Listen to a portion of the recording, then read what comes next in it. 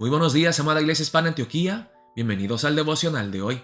Hoy es el día jueves 11 de enero. Vamos a ver la palabra de Dios en el libro de Marcos, capítulo 4, versículos 30 al 41, con el título La fe es subirse al barco donde está Jesús. Vamos a ver la palabra empezando en el versículo 30. Dice la palabra de Dios así. Decía también, ¿a qué haremos semejante el reino de Dios? ¿O con qué parábola lo compararemos? Es como el grano de mostaza, que cuando se siembra en tierra es la más pequeña de todas las semillas que hay en la tierra. Pero después de sembrado, crece y se hace la mayor de todas las hortalizas y echa grandes ramas de tal manera que las aves del cielo pueden morar bajo su sombra. Les dije, hermanos, que la última parábola del pasaje de ayer, el crecimiento de la semilla, va junto con la parábola de hoy, de la semilla de mostaza, porque ambas parábolas hablan de algo diminuto, algo tan pequeño que con el pasar del tiempo crece a ser algo inmenso. Hermanos, el grano de mostaza se usa para hablar de algo muy pequeño. Acuérdense que Jesús le dijo a sus discípulos, si ustedes tuvieran fe como un granito de mostaza, podrían ustedes mover montañas. El grano de mostaza es como un polvito, es como una semilla de ajonjolí, algo pequeñísimo, pero que cuando se siembra en la tierra, con el pasar del tiempo, crece, a ser la hortaliza más grande. Así es el reino de Dios. Empezó con el nacimiento de un bebé indefenso que fue acostado en un pesebre en Belén, hijo de un carpintero humilde en una ciudad desconocida. La predicación de Jesús, su ministerio, sus milagros, sus sanidades, inauguraron el reino de Dios que empezó en un país pequeño, pero que hasta el día de hoy se ha extendido a todo el mundo. Jesús empezó enseñándole a 12 discípulos y esos 12 se han vuelto en millones tras millones de almas que confiesan que Jesucristo es el Hijo de Dios, es el Rey del universo, es nuestro Dios y Salvador. Entonces vemos cómo el reino de Dios empieza humildemente, pero crece a ser el reino más poderoso del mundo. Seguimos aquí en el versículo 33, el uso que Jesús hace de las parábolas. Con muchas parábolas como esta les hablaba la palabra, conforme a lo que podían oír. Y sin parábolas no les hablaba, aunque a sus discípulos en particular les declaraba todo. Vimos en las dos parábolas del pasaje de ayer que el reino de Dios de alguna forma es un reino oculto. Y Dios lo oculta o lo muestra de forma velada y no completa, no para confundir a las personas, pero para mostrarnos cómo somos nosotros por dentro, para revelar lo oculto de nuestros corazones.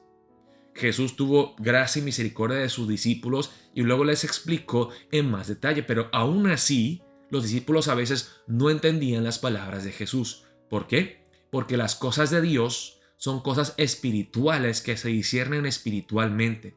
Y si no es por la obra milagrosa y sobrenatural del Espíritu Santo en nuestras vidas para darnos entendimiento de las cosas de Dios, nadie puede entender.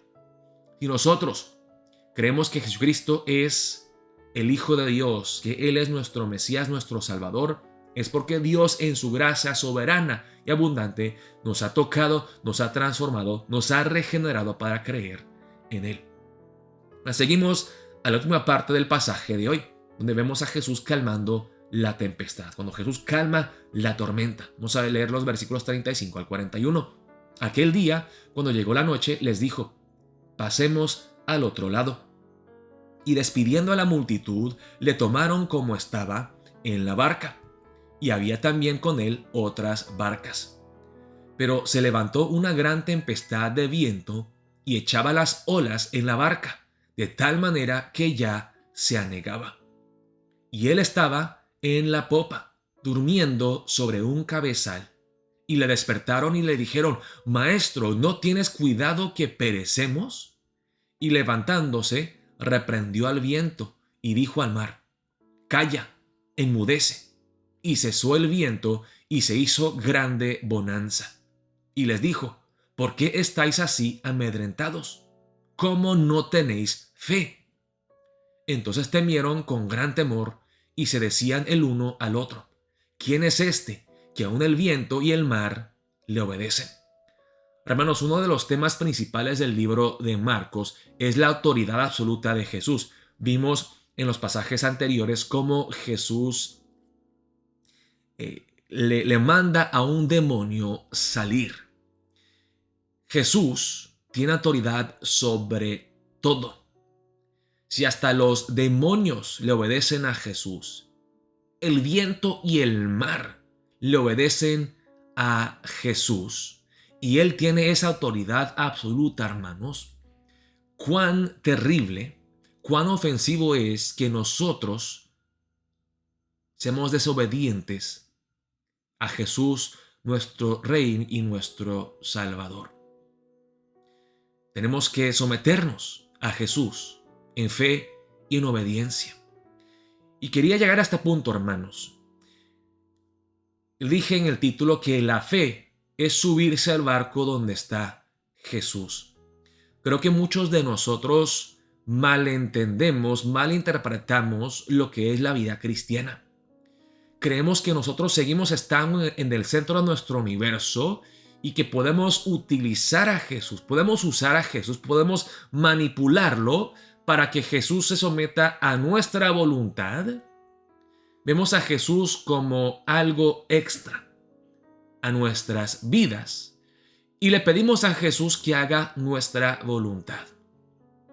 Hermanos, lo que nosotros tenemos que hacer, si verdaderamente queremos ser discípulos de Jesús, es entregarnos completamente en fe a Cristo Jesús, es negarnos a nosotros mismos, es morir a nuestro ego y subirnos en el barco donde está Jesús. La fe cristiana no es hacer lo que yo quiero y usar a Jesús para alcanzar mis metas.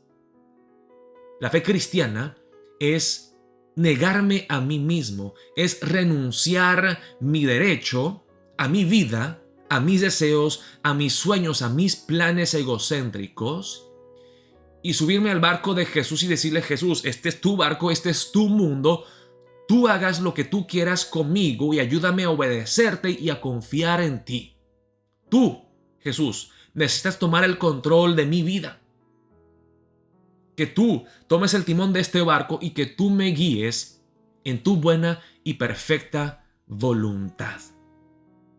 Y si hacemos eso, hermanos, y si nos acordamos que Jesús es el capitán de nuestras vidas y confiamos plenamente en Él, no habrá ninguna tormenta de esta vida que podrá derrotarnos. Podremos vencer todas las pruebas, todas las tormentas, porque Jesús va con nosotros y podemos estar seguros que Jesús cumplirá su voluntad perfecta.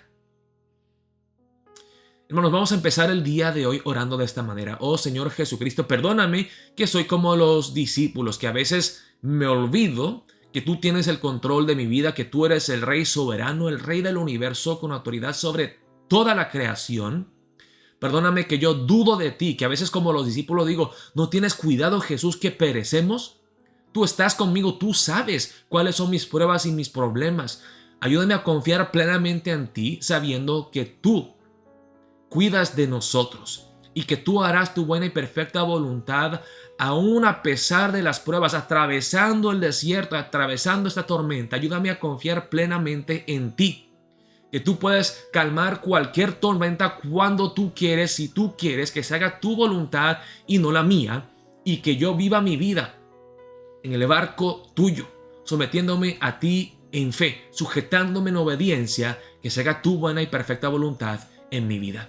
Oremos de esa manera para empezar el día de hoy. Dios los bendiga, amada Iglesia Hispana Antioquía.